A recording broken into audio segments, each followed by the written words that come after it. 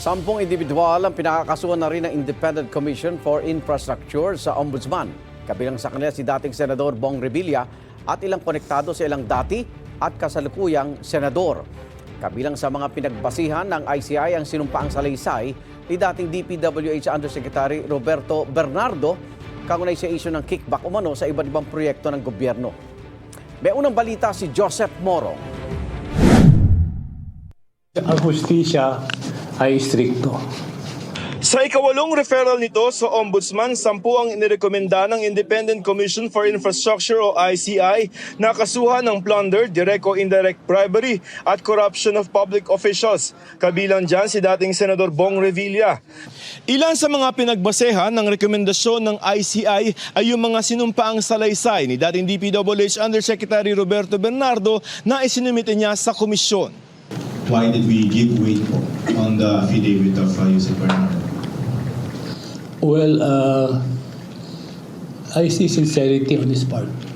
Nung humarap sa Senado si dating DPWH Undersecretary Roberto Bernardo, sinabi niyang personal siya naghatid ng kahong-kahong pera na nagkakahalaga ng 125 million pesos kay Revilla sa bahay nito sa Cavite noong 2024. Iba pa raw yan sa 250 million pesos na hinatid rin daw niya sa bahay ni Revilla bago magsimula ang kampanya para sa 2025 elections.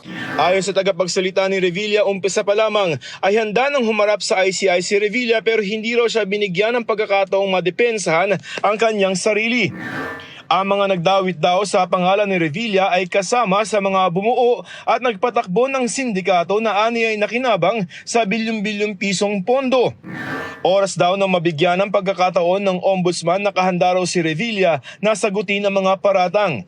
Bukod kay Revilla, pinakakasuhan din ng kaibigan at campaign donor ni Senador Chis Escudero na si Maynard Ngu, pinsan ni Senador Mark Villar na si Carlo Aguilar, aide ni dating Senador Nancy Binay na si Carlene Yap Villa, staff ni dating Senador Grace Poe na si JY De La Rosa at isang Mrs. Patron. Gayon din ang mga opisyal ng DPWH na sina Jean Ryan Altea, Gerald Opulencia, Manny Bulusan at Ruel Umali. Sa salaysay ni Bernardo, sinabi niya naghatid siya ng kabuang 280 million pesos para kay Escudero na inihatid niya sa building na pagmamayari ni Ngu. Si Villar kumikickback naman daw sa mga pondo para sa EDSA at sa maintenance ng mga creek at iba pang daanan ng tubig at idinaan umano ang mga komisyon sa pinsan ni Villar na si Carlo.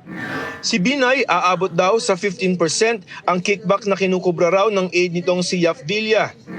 Si Poe humiling daw ng mga proyekto kay Bonoan sa pamamagitan ng kanyang staff na si De La Rosa at nakakuha raw ng 20% na kickback na kinolekta raw ng isang Mrs. Patron.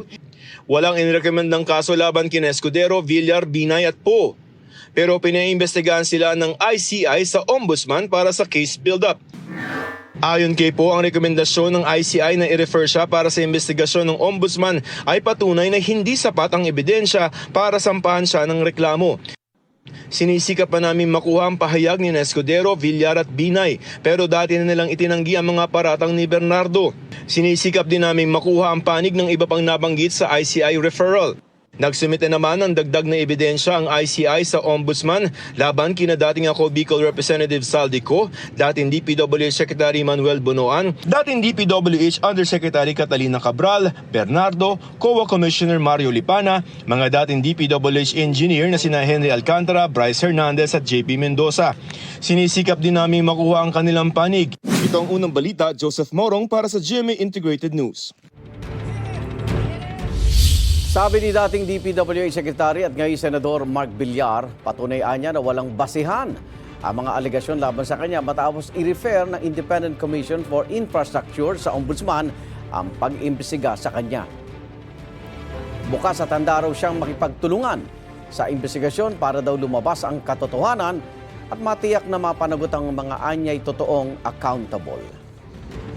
Igan, mauna ka sa mga balita, mag-subscribe na sa GMA Integrated News sa YouTube para sa iba't ibang ulat sa ating bansa.